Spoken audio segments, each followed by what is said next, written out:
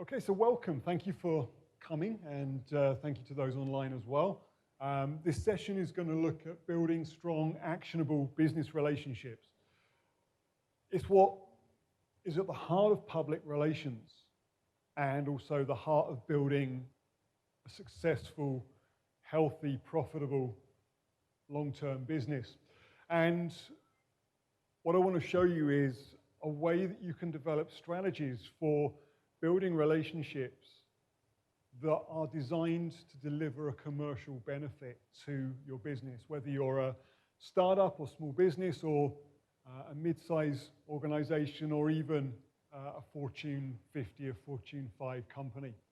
This is hopefully going to show you how to actually go about building relationships with the key people that matter to your organization and to achieving the specific goal.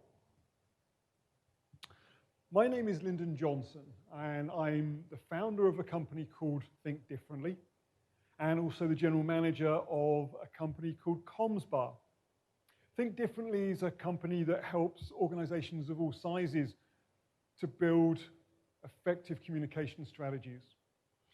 Over the last few years, we've been researching what public relations, marketing, and publicity look like and how you build a strategy, with the goal of developing a system that anybody can use. And what you're going to see today is a product of the work that we've done over the last few years.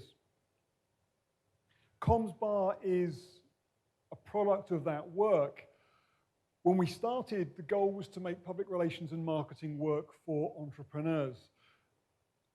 My career had been first as a journalist working predominantly in broadcast, and over the last 20 years I've been working with early stage and small businesses, helping them to use the different communications disciplines in order to build a business strategy to grow their businesses. I worked in agencies in the UK and found that I was always being asked the same question: why is what we're doing not delivering the outcome that we expected, the outcome that the company had promised? And the honest answer is that it was never designed to do that. But when I came to Canada in 2010, I wanted to find a way to actually do that, to build a strategy that was designed to deliver a specific goal, a specific outcome that would help businesses to grow. And CommsBar is a walk-in clinic, essentially. It works like a Genius Bar. You can walk in and get help when you need it, or you can book an appointment online and talk to somebody that has specific domain experience to help you to figure out what the strategy needs to look like. And the system that I'm going to show you part of today was designed as an internal tool originally to enable us as specialists to be able to understand where customers are, where they want to get to, and be able to make recommendations that were practical and actionable and moved customers closer towards the outcome that they were looking for. The result is that we use it every day, but it's also become something that customers use every day, whether they're an entrepreneur with no previous background in communications or a CMO of a large organization that is building strategies every day and also managing the tactical implementation. So that's a little background.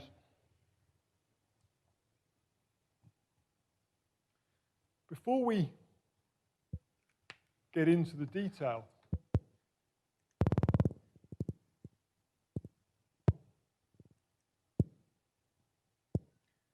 I just wanted to explain a little bit about the foundation of what we're going to show you. When I came to Canada in 2010, the book by Eric Ries, The Lean Startup, had just been published. And when I read it, the methodology, the process, the system that he lays out, which is based on Steve Blank's customer development methodology, was build, test, and learn. And when I read it, I saw that there was something in that that we could potentially apply to communications. The Lean Startup's all about building products that customers want to buy.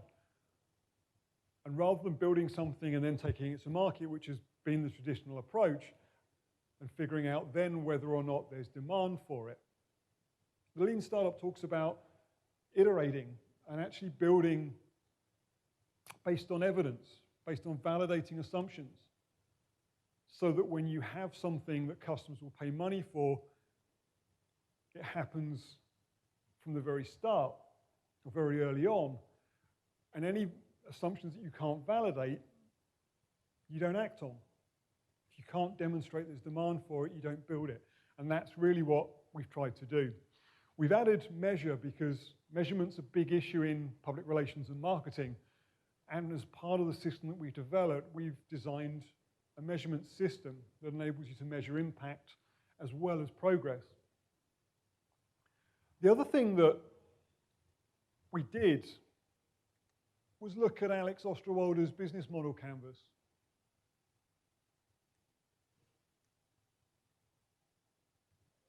And for those of you that don't know it, around the same time that Eric's book was published, Alex Osterwalder published a book that looked at business models. The book was called Business Model Generation, and at the heart of it was a canvas that essentially gave anybody building a business the opportunity to collect information, review it, manage it, tweak it, run experiments, learn to find the business model that worked best for their business. And the whole idea of visual tools and gathering information seemed like it could be useful, because so much of what is done in traditional PR and marketing industries is done blind to customers. Agencies have a process, but what goes on within that process and the information that they get back is never really shared with customers. And so we wanted to do something where everything was transparent. And so that's where we started. Just to give you an idea, this is the circular process of Lean. It's basically you iterate, you learn as you go along.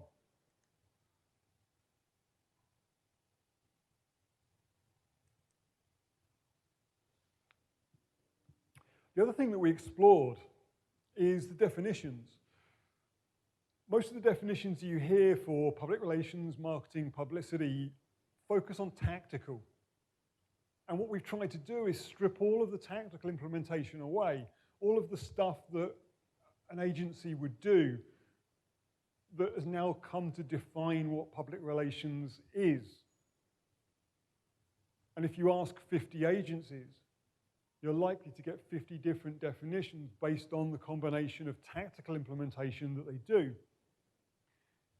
When you strip away all of the tactic stuff, you get to the essence of what each of the disciplines is all about. And so public relations for us is a strategic process of building and maintaining strong, mutually beneficial relationships with key stakeholders, the people that matter most to the business, and in the terms of building strategies, the people that matter most to achieving the specific business goal that you're trying to achieve.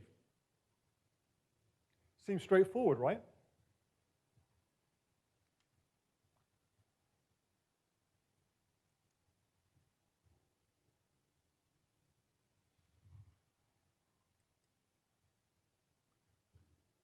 When you do the same thing to marketing,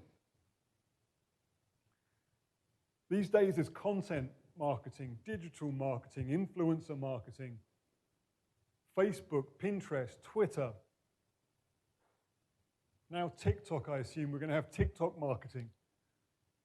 The problem is we're focusing on the prefix, not on actually the marketing. Again, there's tactics in the definition, rather than looking at marketing as being a strategic process of compelling key people to take commercially valuable actions. There are no tactics in that. It's simply about getting people to take commercially valuable actions that have benefit for them or value for the person taking it. And so we did the same with publicity.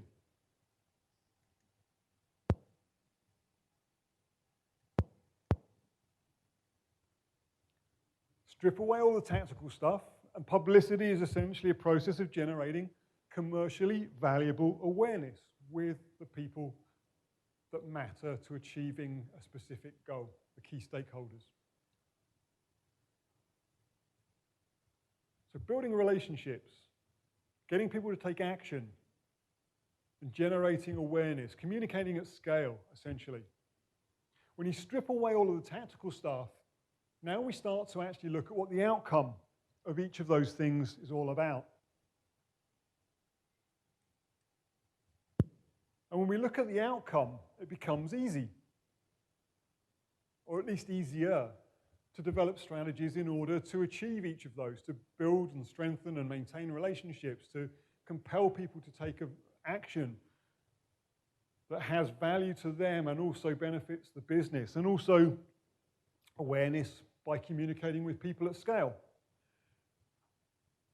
And part of the process has been developing a framework. Some of you may have seen this before, but we've developed a series of canvases, visual tools, that focus on each one of the domains. Building and maintaining relationships in the top left. Activating those relationships, getting people to take an action. Communicating at scale, generating awareness, but generating awareness with people that are already engaged. Otherwise, you're talking at people, not talking with people. Media, earned media.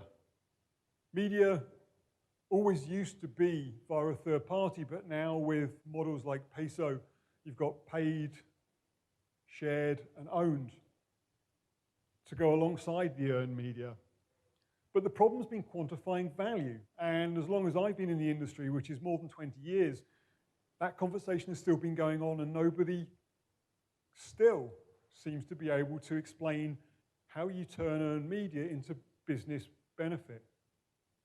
And I'm sure, yes, there are occasions where you can do it, but can you do it every single time? The industry still can't. We believe that we've actually got something that will enable you to do that. And it all starts with determining what the outcome is and building a strategy designed to deliver it, and using earned media where it adds value, where it helps move you closer to that desired outcome.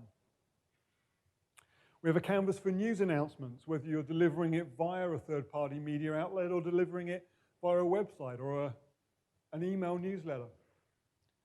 And then two canvases that are designed around brand. Brand is about values. It's what you stand for.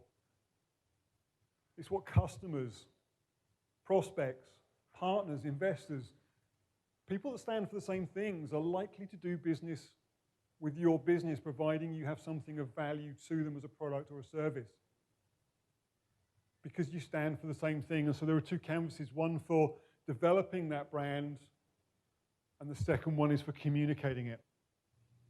And communicating it with people that stand largely for the same values. Because if you try communicating it to people that don't, it's unlikely to have any impact whatsoever. And so there's this framework, and the one that I didn't mention is the top left, is the mapping. Because in order to communicate at scale with people, in order to build relationships at scale, in order to compel people to take an action at scale, you need to know who these people are. And that's what we're going to look at today. How do you identify who those people are, and how do you build relationships with them and use people that you already have relationships with that fit a specific audience profile or a specific relationship profile, and build strong relationships to the point where they become actionable. What do I mean by actionable? Where they're willing to take an action that you ask them to take. It's as straightforward as that, but the strength of the relationship will be determined by what you're asking people to do. To give you an example, there are people that you could ask to lend you $3. You need a TTC ticket. There are people that you have a relationship with that would be willing to lend you $50. Probably less, but still most people have those within their network. But if you're asking somebody to invest $50,000 or buy an expensive piece of enterprise software, for example, the relationship needs to be stronger. What I'm going to show you is a way to build a relationship to the point where it becomes actionable. And it starts by benchmarking the relationship strength.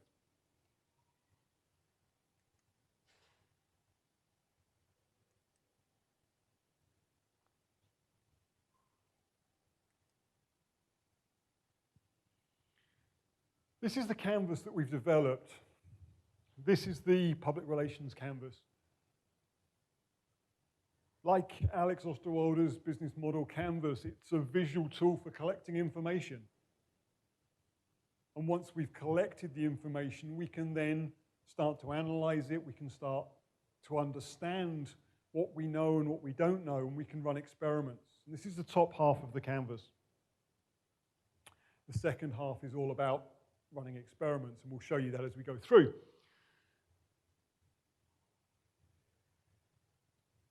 But this is all about building strategies for building strong, mutually beneficial, actionable relationships. We start with the top left cell, which is desired outcome. The desired outcome for this canvas is to build strong, actionable relationships, relationships that are essentially useful for marketing purposes. Because if you don't have relationships with people that are strong enough to support an action, when you come to the marketing piece and you're trying to ask people to take an action, they're not going to be willing to take it.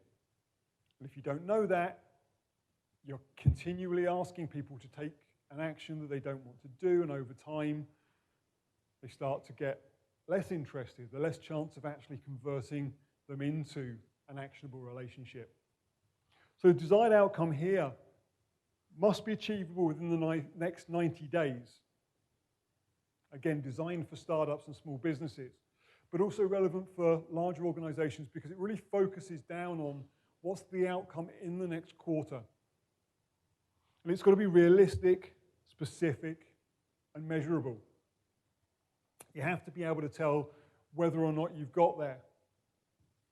It's no good saying, well, I want to get somewhere, and then jumping in a car and driving and trying to figure out whether you actually got to where you wanted to go to. You got to somewhere, but that isn't something that has any real value, unless the goal is to go nowhere in particular. But for businesses, that's typically not what they're trying to do. So desired outcome has to be really specific. Otherwise, we can't build a strategy to get there, and we can't measure whether we're making progress towards it and also whether or not we get there or not. The second cell is key relationships. Who are the people for this specific goal? Who are the key people? Where do they live? What are their job titles? What are they interested in? All of these questions,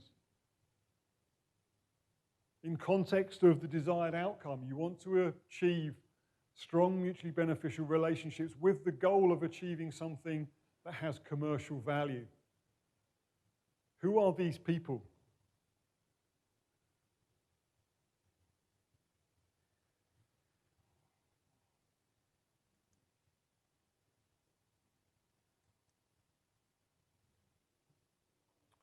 The next one is all about mutual benefit. Businesses often look at products and services and making sales and revenue from a business perspective. What's in it for us?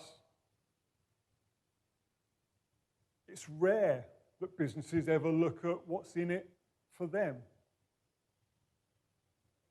I'm not saying that they don't do it, but they don't communicate it. And if you're building a relationship with somebody, talking about how great you are and how good a product is typically doesn't work. If you think of it in terms of personal relationships, you need to understand why somebody would want to have a relationship with you. And it's the same as an entrepreneur, and it's the same when you're building business relationships. You want people to understand the benefit they're going to get from having a commercial relationship with you, rather than just being another customer, just another source of revenue, another way of adding shareholder value to your organization. And so we need to understand what's in it for the people we're trying to build relationships with.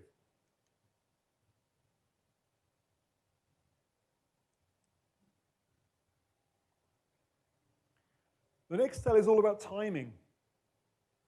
When's a good time to build a relationship with these people, the key people to achieving a specific outcome? And typically, 90 days is not a lot of time. If you're trying to build a relationship and activate it within a 90-day period, and we see that all the time. Everything is transactional, everything is short-term. It's the right time for me, so therefore it has to be the right time for you. And that's not the way that most business relationships work. If you have a product, people will buy based on influence, perhaps. But in reality, you need to build the relationships first before you try to activate them. And it's why when we look at the desired outcome, we look at 90 days, and the goal is to build a relationship to the point where it has some value. It may not be actionable for the $50,000 ask, but it might be actionable for the $3 ask or the $50 ask. But you have to understand the timing. It might be the time that you want to start to build a relationship with somebody, but is it right for them? What's going on in their world that may impact it? Do they have a deadline? Do they have other projects that are going on that actually take precedence over the one that you want to build a relationship with them for? Do they have distractions going on in the company, in the business, in their personal lives? So understanding timing, the things that will stop you from being able to build a strong, mutually beneficial relationship, as well as the things that will actually make it easier. When you understand the timing implications, you can build a strategy that takes all of those into account.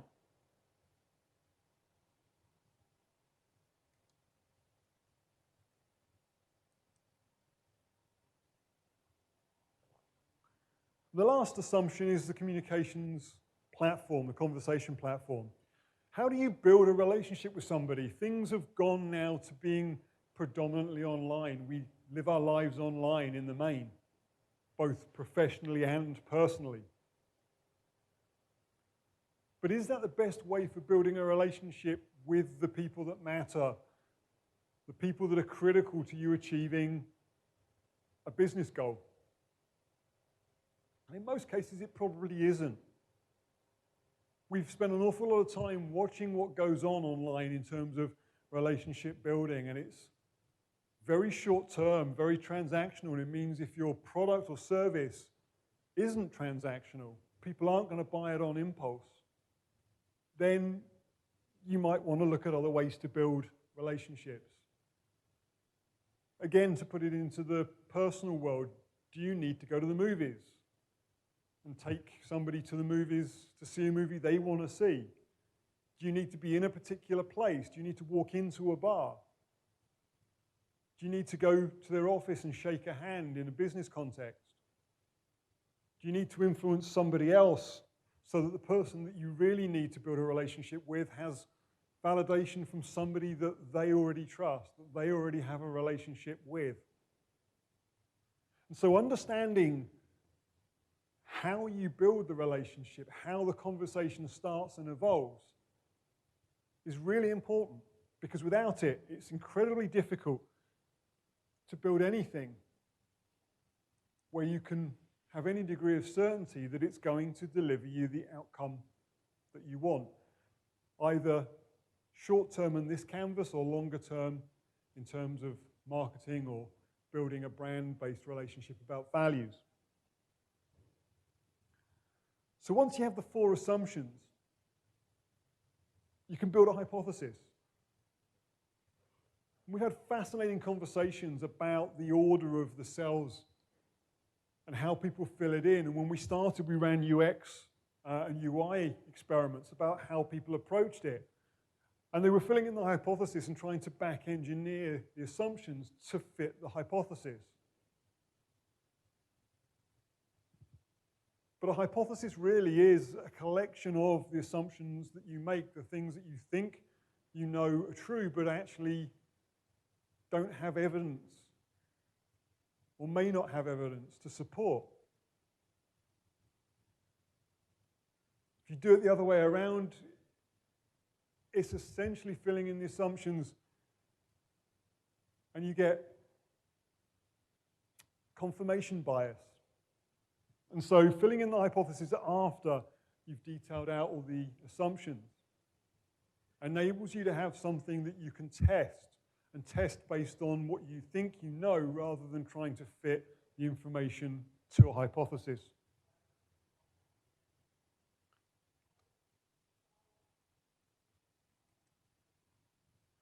And like every good hypothesis, you can test it. You can test the assumptions that you're making that form the hypothesis. And what we do with the cell that's number 7 is about identifying which one is going to cause the failure of the strategy that you're building first. Why do we do it that way around? Because otherwise you find out after the fact. You run a whole load of tactical activities and only find out after you've made the investment in time, in resources, in money. And using Eric's lean startup methodology, we want to find that out up front. If something is going to cause failure, we want entrepreneurs in particular to find that out before they invest the resources, the time, the money. Because they're the things that startups in particular have in very limited supply. But we've also found now that it's also the way that larger organizations want to work. And so we identify the assumption that's likely to cause the failure of the strategy first and test that one first. So how do we do it?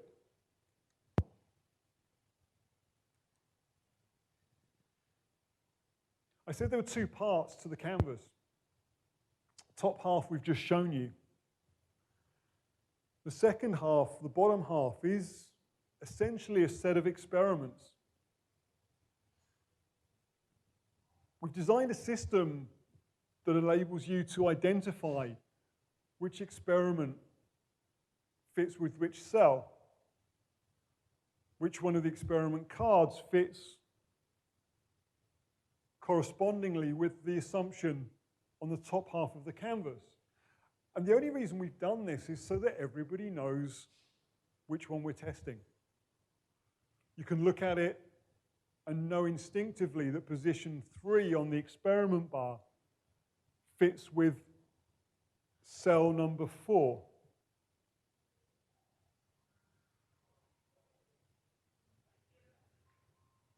It makes it easy for people to access, easy to see what's being tested.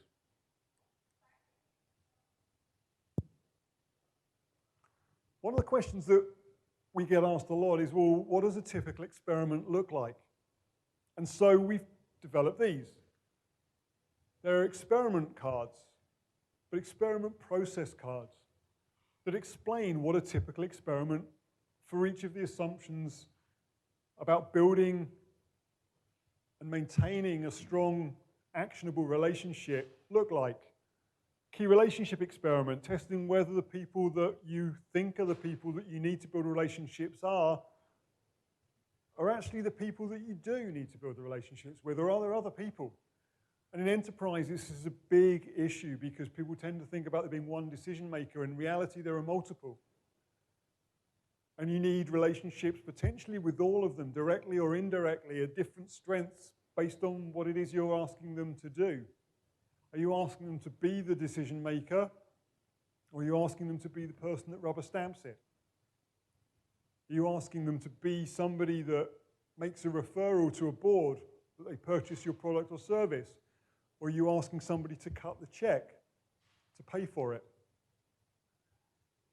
With the benefit experiment, again, simply testing whether or not the perceived benefit that you believe as an entrepreneur, as a product manager, as a marketing manager, your customers will receive from a product or service is actually the benefit that they think they're going to get from it, the value that they see. Because if it isn't, you're trying to compel them to take an action based on something that you don't know to be the case. You're trying to get them to build a relationship with your organization based on a value that you see but they don't. And the chances of that succeeding are slim. Timing experiment. It's a simple way to test whether there are opportunities that give you a boost to build a relationship with somebody quickly because they have a real short-term need, or whether there are barriers that are going to prevent you. They have other things going on. The thing that you think they care about may not be front of mind right now. It may be something that they will care about, but if it isn't within 30 to 90 days or within the scope of the time that you need to deliver that impact to the business,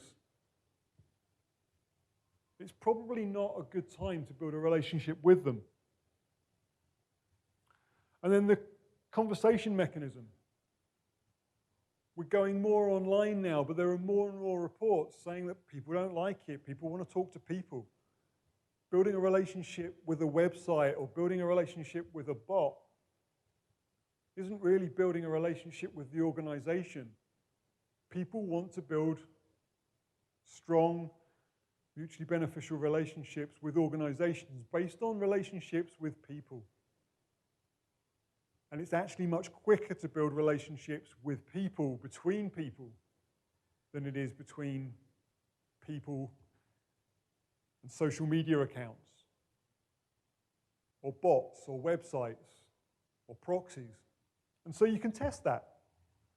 How does the person that you're trying to build a relationship with want that relationship to be built?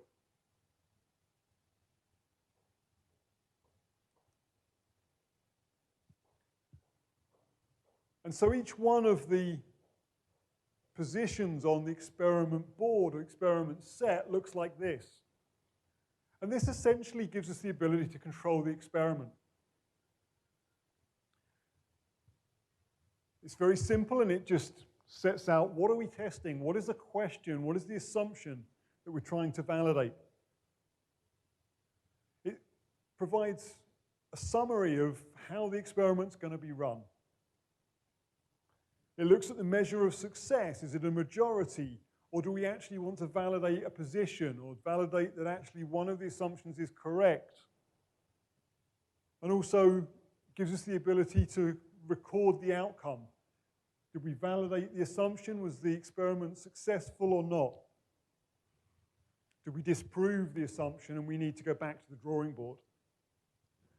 And then a bit at the end, which is really important. It's a space for what do we learn? And if you go back to Eric's build, test, measure, learn, these are the things that we didn't set out to discover. They weren't part of the core experiment, but actually things that have value, that help us to do something better, to build a better relationship, that gives us the ability to build a better strategy for building an actionable relationship. Or maybe feedback on product, or the way that we communicate, or the words that we use, or the value that they perceive that we're completely unaware of, that may mean they want to build a relationship with our company based on stuff that we didn't know about, or they don't want to build a relationship with the company because of things that we didn't know and we didn't see. And so that's an experiment card. It's quite simple, but it gives us that control.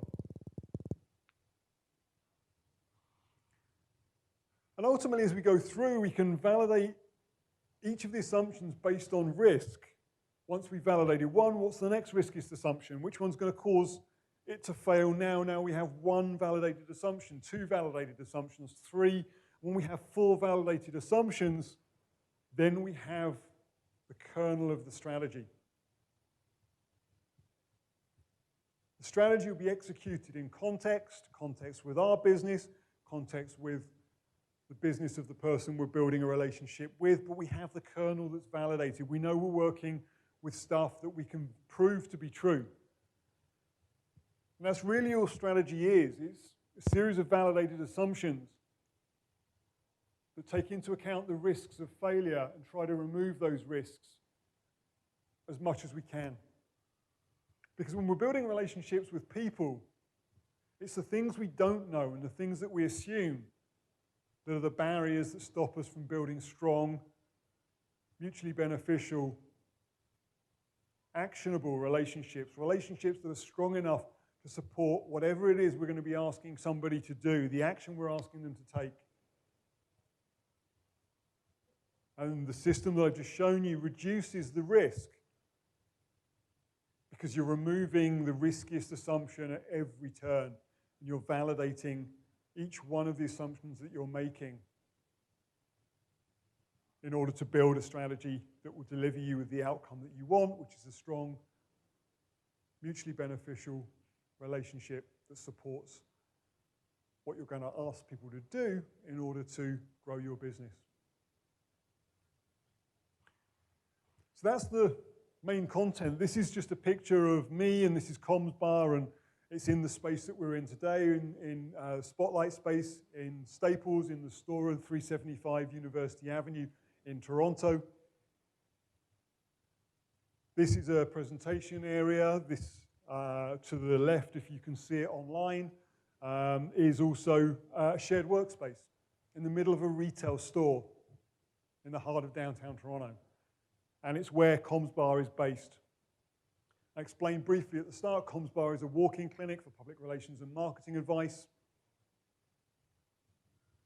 You have a problem, you can come, we'll diagnose the problem, we'll recommend a treatment plan, get you moving to fixing the problem, and also give you the tools and resources that you need in order to be able to continue the process that I've shown you, to build relationships that have commercial value, to be able to compel actions that have value for the business, which we'll come onto at 2:30 this afternoon, and also to communicate at scale with people that share an interest or share a demographic or share a profile.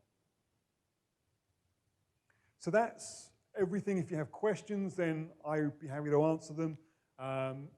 I thank you for your time, for coming on a long weekend, for tuning in online and watching. Got a question?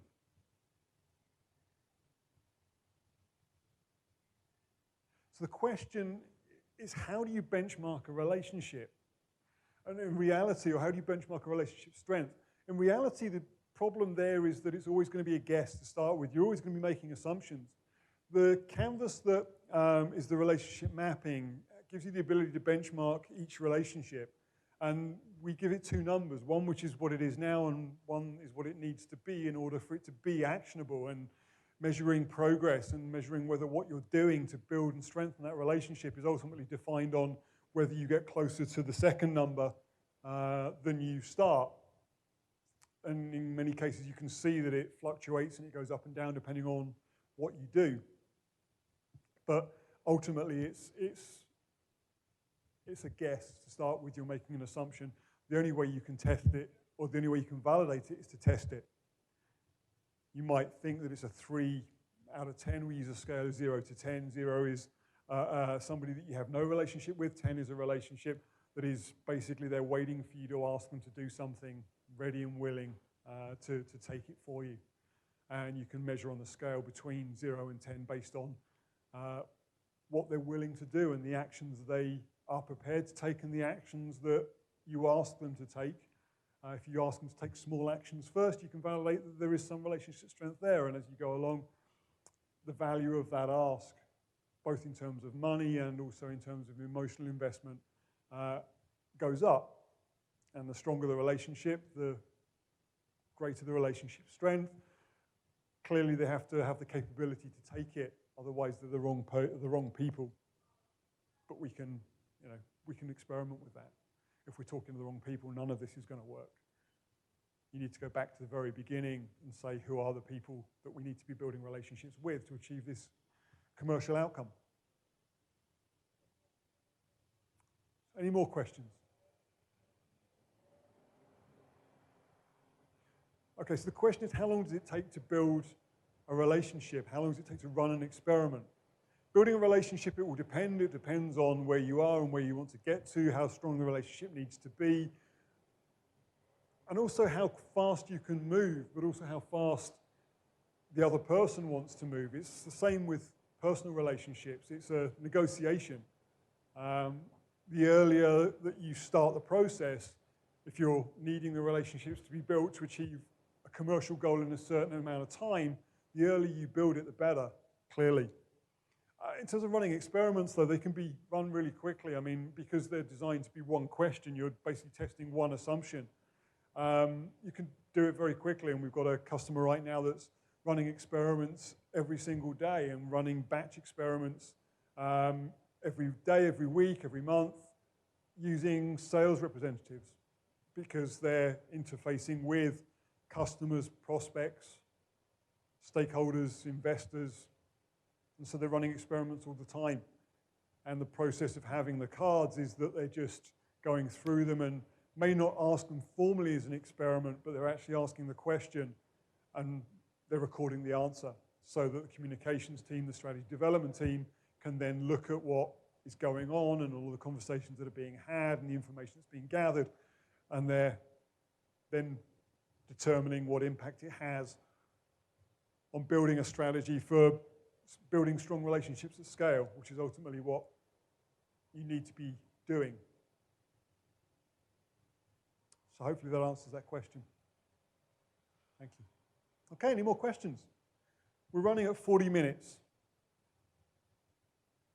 Okay, great. So if you have any more questions, you think of them afterwards. I'm going to be around for the rest of the day. The next session is at 2:30. I'm going to be looking at compelling, commercially valuable actions, which is the next stage. Once you've built the relationships to a point where they're actionable, then it's about asking people, well, so the relationship was built on the basis that I'm going to ask you to take an action. Now I'm asking you to take the action, how we do that, and how we use the same process for determining what the actions are, how we ask them, and how strong the relationship needs to be in order to support that action for somebody to actually take it. But thank you for coming. I appreciate you spending time, and if you have any questions, please feel free to ask them if you're in the room or to leave them in the comments online, and I will answer them as soon as I can. Thank you.